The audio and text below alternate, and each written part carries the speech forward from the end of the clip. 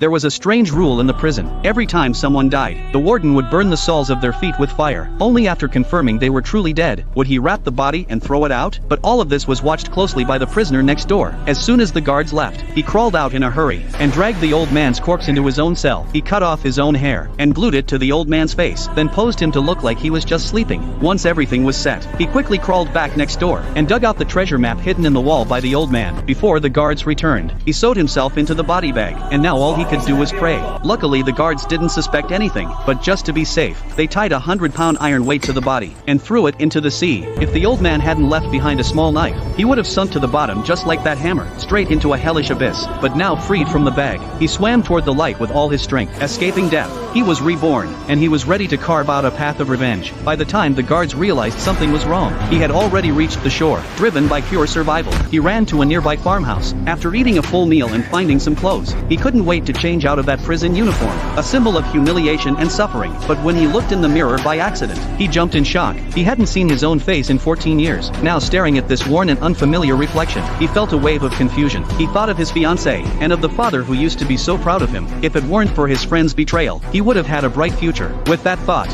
he left the house in a hurry, and a few days later, relying on vague memories and a rough disguise, he made it back to the small town where he grew up. Now all he wanted was to find out where his father had gone. But fate hit him with a cruel blow.